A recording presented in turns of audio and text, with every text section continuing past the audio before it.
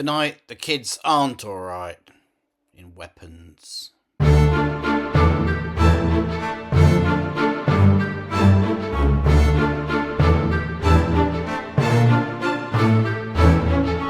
Zack Cregger's follow-up to Barbarian is, we're told, inspired by Magnolia, a horror movie inspired by Magnolia.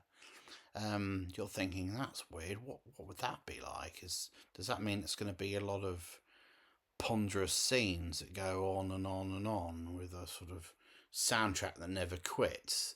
A lot of weighty melodrama that's very worthy, but ultimately a little bit sort of flippant. Well, yes, in some respects, yes.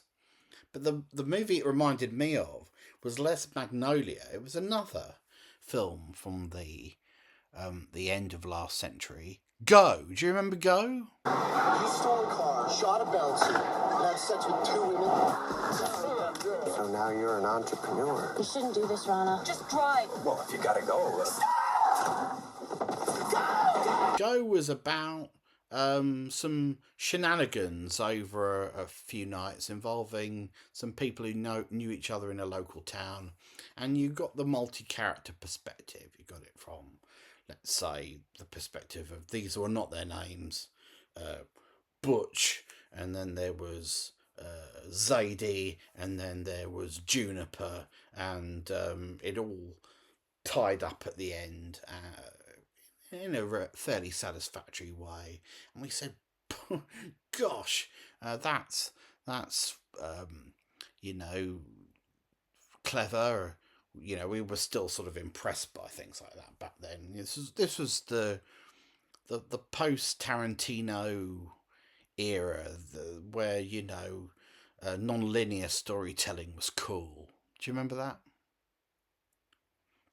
We'd say, boy, it's amazing when you see Juniper's point of view. It really recontextualizes that of Rex, and it adds little layers of irony and little details that we saw in previous versions, but now seeing this one, sort of, it was kind of Generation X's Rashomon experience, a movie like Go. Now, I'm sure that Zack Cregger Ways, whatever the fuck his name is, has seen Go as well as Magnolia. With Weapons, he thinks he's making the horror version of Magnolia. He's not. He's making the horror version of Go.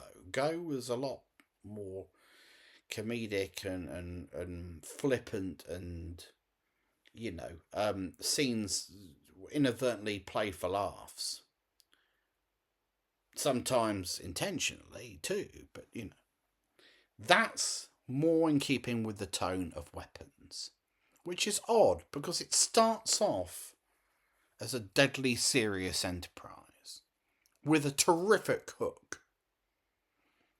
Classroom of kids have disappeared overnight, 2:17 a.m. We know it because of the timing of the cameras that they tripped on their way out. A whole classroom of kids vanish and don't come back, we're told, although we discover later that wording is ambiguous. They're all gone, bar one, little Alex, who dutifully turns up to school the following day, only to find himself sitting in an empty classroom. Suspicion naturally falls upon Justine, his teacher, the wonderful Ruth from Ozarks, who is always wonderful to watch and plays these kind of slightly tortured and put upon characters extremely well. And naturally there are a lot of angry parents suspecting she must know more about it than she's letting on. Nobody can say, of course, why she must know more about it than she's letting on. Why would she gut her own class? How would she do it? How would you convince 17 young children to disappear? What is she, the the Pied fucking Piper? Nobody's got an answer to that question. Angry Dad, Josh Brolin doesn't have an answer to that question. And there are other characters whose perspective we get to enjoy over the first 2 acts of the movie. And that period of the film goes on a very, very long time indeed. Arguably, it goes on for too long. I started to lose patience with weapons, I don't know, around the 4th or maybe the 5th change in perspective, because I thought, there was the potential for this to be centered maybe around, let's say, 3 characters, but in fact, we're treated to 4 or 5 different points of view. I think 5 points of view. By the time you get to the 5th, you do start to wonder if Cregger or Krieger or whatever the fuck his name is taking the piss out of us, because you think, well, bloody hell, we've been here a long time. We can't be sure how long at that point, but it feels like over 2 hours, and we don't feel like we're any closer to a resolution.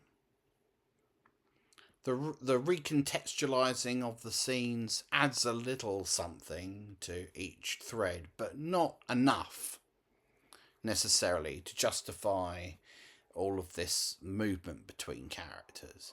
And some of these characters have got a more interesting arc than others. Ultimately, we get to the final thread, and then we know what kind of movie we're dealing with. It's taken us a very long time. A very long time. So long, in fact, we've almost forgotten why we're here and what the original hook of the movie was. But finally we get there. And then, spoilers! Remember, this is a review, so it will always contain spoilers. Otherwise, it's just a consumer preview. It doesn't mean anything. Finally, we discover that this is really Alex's story. And Alex has been subjected to a unique form of child abuse, in which his old Aunt Gladys, who he's never met before she comes to stay, turns out to be an evil witch. Wouldn't you know it? An evil Gladys takes over the home, puts the parents into a sort of compliant comatose state, threatens little Alex and tells him that if he doesn't continue to act normally, she will ensure that the parents come to some harm. And then as her physical self diminishes, and it wasn't very good to start with, decides that the key to her sustenance, the parents aren't enough, she's got to have more. And she recruits Alex in her scheme to use magic to be a sort of evil Pied Piper and kidnap the 17 children from his class. Now, Krieger's previous movie, Barbarian, dealt with themes of domestic abuse and horror behind closed doors, and there is a hint of that here. Gladys is an extremely evil character, extremely potent character. And it's toward the end, having gone through a lot of shenanigans, that we now understand what we're dealing with, what type of movie we really have on our hands. And we realise it's potentially a very dark and a very sinister film indeed. It is harrowing to see a poor young boy forced to act normally when these horrific things are going on around him, forced to feed his mother and father out of, soup tins and all the rest of it, because he doesn't want to see them hurt and so on. And the actress who plays Gladys does a terrific job in being an extremely malevolent and grooming presence, who basically convinces poor young Alex that if he does indeed get little trinkets from all of his classmates, enabling her to sort of summon them, she'll leave. But of course she doesn't leave. And it becomes clear that she intends to hold on to Alex and use him as a sort of free-spirited slave forever, though given that she can put him into a sort of comatose state at any point and have him do whatever she wants, it's confusing why she chooses not to bewitch him at all. She's taking a fuck of a risk there, isn't she? She sends him to school every day. And it's only his love for his parents that acts as the control mechanism. There's no formal control. There's no parasitic control. We see in the classroom that old Alex has been given lessons about nature's parasites and so on, which is a theme of the movie. This is where the movie starts to lose a little bit of its credibility. We need to be convinced for weapons to work that Alex himself is not an attractive prospect to be bewitched. And given that if he was bewitched, given that if Gladys had taken the opportunity to take him out at the same time that she kidnapped all of his classmates, thereby ostensibly making him victim number 18, and thereby not drawing any attention to her household in particular, it does seem extraordinary that she chose not to do so. Now, maybe Gladys just isn't very bright.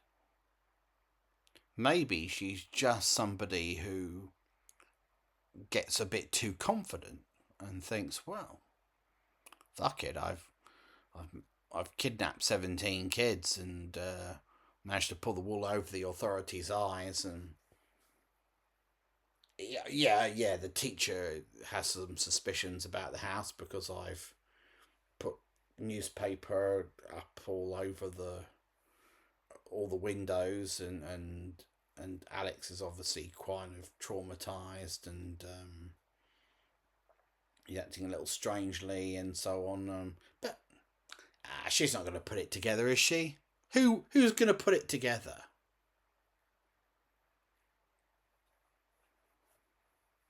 Well, of course they're going to put it together. It's a fucking movie. But don't make it too easy for them. And I must admit, this did sort of start to weigh on my mind. I understood ostensibly the attraction. But Gladys in one scene does take the father to the school and just says, look, he's had a stroke and he's mute or whatever. And she does that safe in the knowledge that the father is comatose, and therefore there is no chance of him blowing the gaff and spilling the beans. But it's a risk to have a child who's fully conscious and in control of his own mind out there, isn't it? In the town. It is a big risk.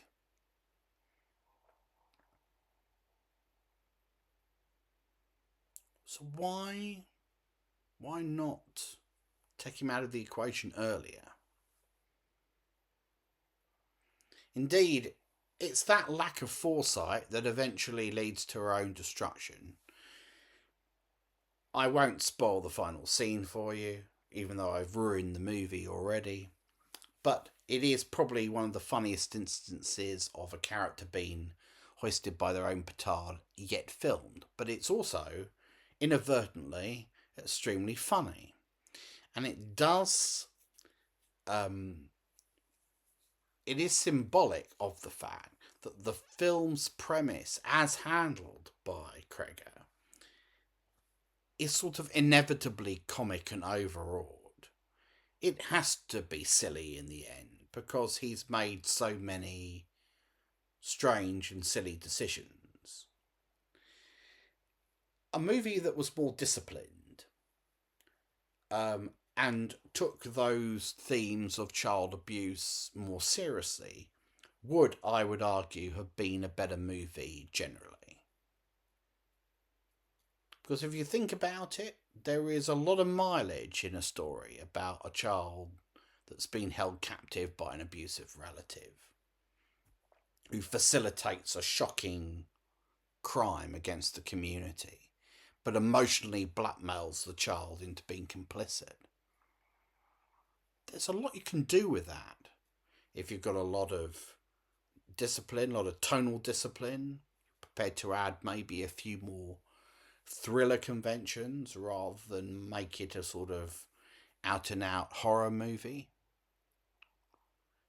If you'd been prepared to make it more of a mystery for the teacher herself to uncover, her against the community, she's got every incentive to prove her innocence after all, because every fucker thinks she did it. Everybody thinks she's responsible for these children going missing. They have no idea how or why, but they suspect her.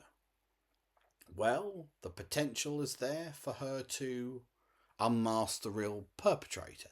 Now that is, in a manner of speaking, the film you get. But with so many digressions and perhaps extraneous characters as to dilute the intensity of the premise. Weapons is a fascinating movie with an original hook, and it's directed for the most part fairly well in terms of the way it's lit, in terms of the way scenes are paced, in terms of the way characters are built up. There's nothing technically wrong with it, but once you see the full picture, you realise that, like this review, it could have been a hell of a lot shorter, and it could have been refocused to be a straight two-way battle between the teacher, Julia, and Gladys, the child abuser. And that, I think, would have been a superior film. But, it's easy for me to say. But then everything's easy for me to say. That's why I'm doing this.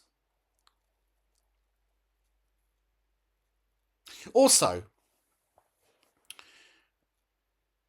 the manner of Gladys's death, which, spoiler, super spoiler with cherries on top, involves her being eventually hunted down by 17 weaponized children. Alex does the spell on them that she does on other people, and they hunt her down and pull her apart. The closing narration makes no mention of there being any consequences for those actions. 17 children pull a woman apart in a violent frenzy, and they all go home to mum and dad.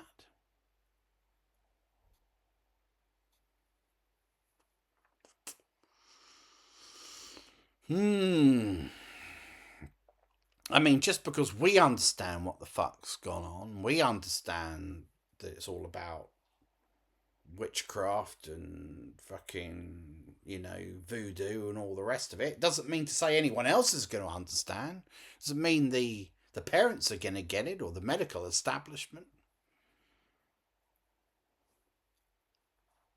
Still, we learn at the end that a few of the kids do end up talking again, so who knows. There's a sequel to be made to Weapons, set 20 years from now. The Weapon 17. What became of them? And are they talking to Alex these days? That's actually a movie I'd quite like to see. So, Weapons then. Great premise. Contentious execution. Should you go and see it? Of course you should. Don't come crying to me if it's not the movie you hoped for.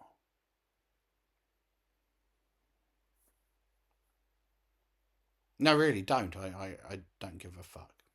Until next time, I'm Dr. Macclevoid. It's not my real name. And I'll see you at the moon.